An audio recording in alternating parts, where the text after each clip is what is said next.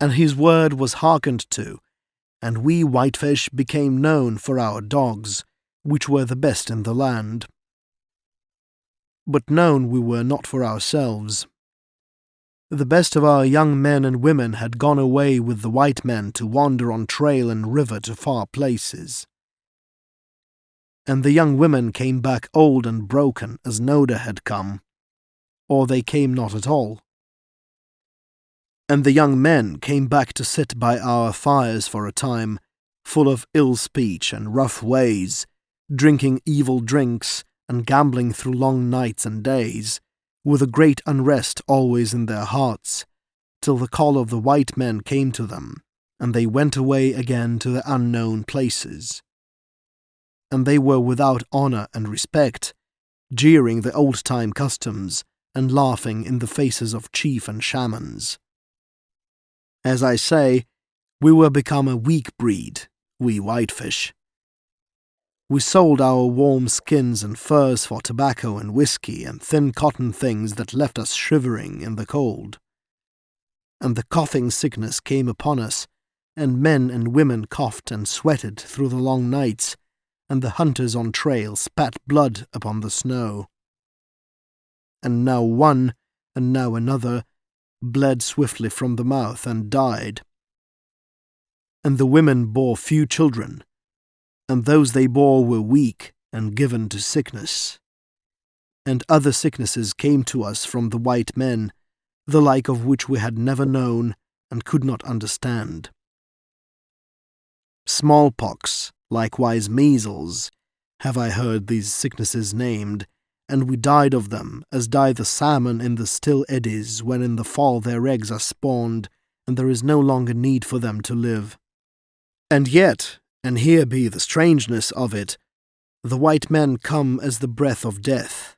All their ways lead to death, their nostrils are filled with it, and yet they do not die. Theirs the whiskey and tobacco and short-haired dogs. Theirs the many sicknesses, the smallpox and measles, the coughing and mouth-bleeding. Theirs the white skin and softness to the frost and storm. And theirs the pistols that shoot 6 times very swift and are worthless.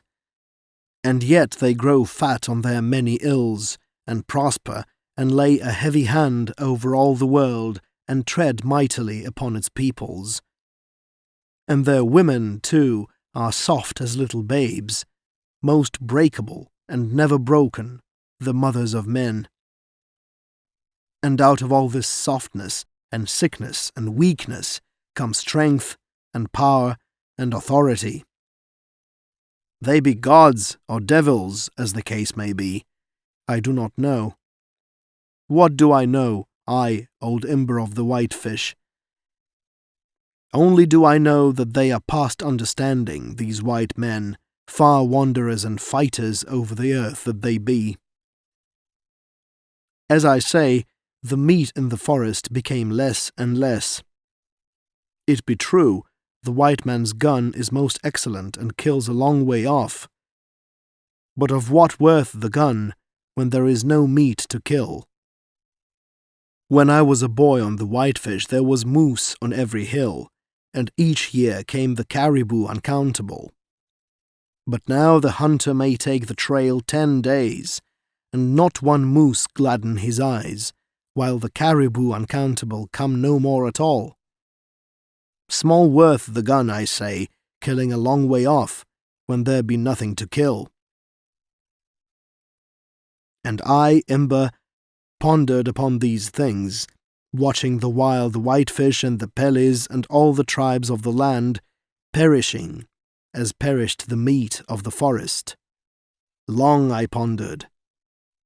I talked with the shamans, and the old men who were wise.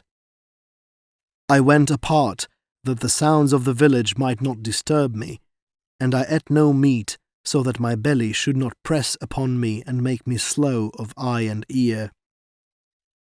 I sat long and sleepless in the forest, wide-eyed for the sign, my ears patient and keen for the word that was to come. And I wandered alone in the blackness of night to the river bank, where was wind moaning and sobbing of water, and where I sought wisdom from the ghosts of old shamans in the trees and dead and gone.